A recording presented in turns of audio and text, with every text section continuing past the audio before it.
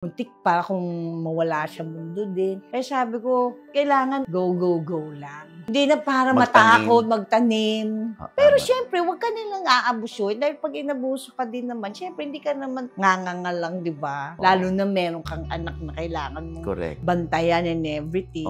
I-focus. Kaya huwag lang istorbo. Charot.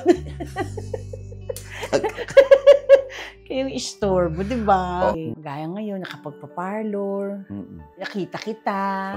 Ano may mga importanteng tao na gusto mong makita pagka meron ka palang pinagdaraanan. Ganun pala, no? Kaibigan. Hindi yung nasa angat ng angat ka, di ba? Kasama. So ngayon, sabi ko nga sa lahat ng nangyayari, parang reunion lang yata ang pinapagawa ng Diyos sa akin.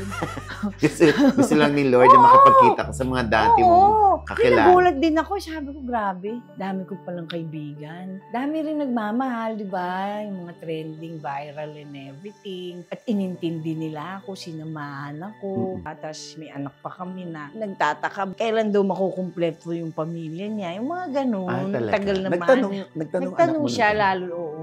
Anong sinagot mo? Wala akong masagot. Kasi, di ba, sabi ko na lang, we will try our best to be together. All together na. Together forever. Dapat yun ang sinagot ko, no? Nay ko lang kung andiyan ka pa ba. Ano ka ba? Dito naman nandiyan pa siya. That's entertainment days pa, ano ba? Oo nga, di ba? Importante, mahalaga.